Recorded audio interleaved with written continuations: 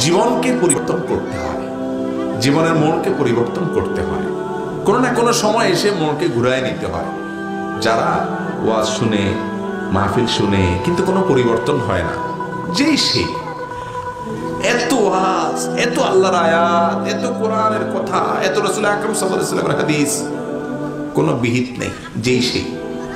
আবার সকালে যায় ওই চার দোকানে আড্ডা, গিবত শেখায়েত, আবার হারাম খাওয়া, আইল ঠেলা, চুরি দাড়ি, চান্স পাইলে মানুষের ঠকানো, গালিগালাজ, ঝগড়া ফাসাদ, মানুষের ক্ষতি করা, নামাজ কালাম নাই, ফিল্ম দেখা, টিভি দেখা, নাটক সিনেমা দেখা, হারামের ভিতরে ডুবে থাকা, আবার যে সে হয়ে গেল।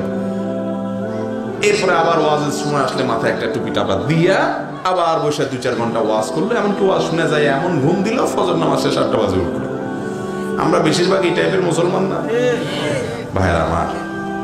আল্লাহ রাব্বুল আলামিন কোরআনে কারীমে বলেছেন, ওয়ালাকাদ যারাকনা লিজাহান্নামা কাসীরাম মিনাল জিন্নি ওয়াল ইনস, বহু জিন আর মানুষকে আমি সৃষ্টি করেছি,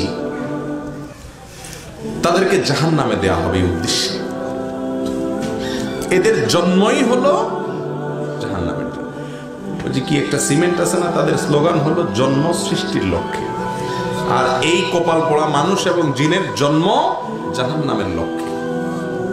কারা তারা? লাহুম কুলুবুল লা ইয়াফকাহুনা বিহা, তাদের অন্তর আছে কিন্তু অন্তর দিয়ে চিন্তা করে না, ভাবে না যে আমি কি করছি।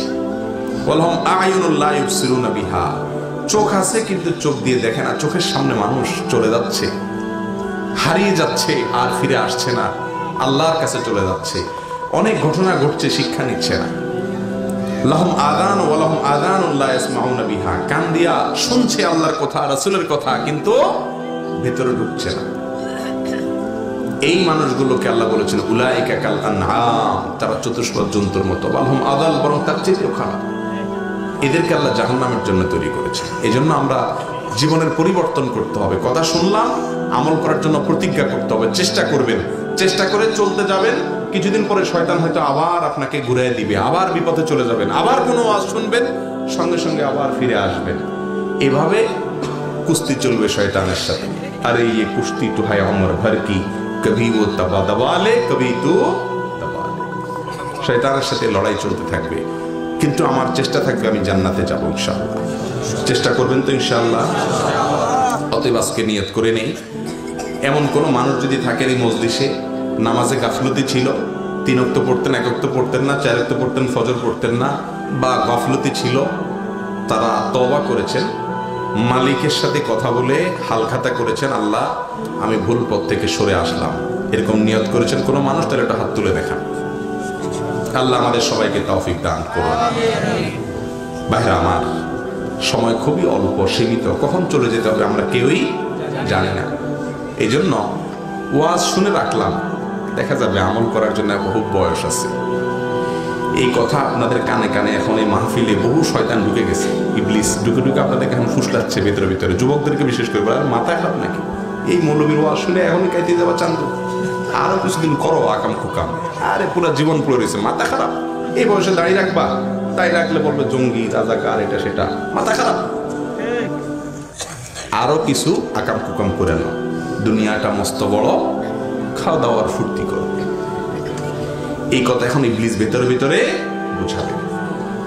আল্লাহ রাব্বুল আলামিনের কাছে তৌফিক কামনা করেন, মানুষ চাইলেই ফিরে আসতে পারে না।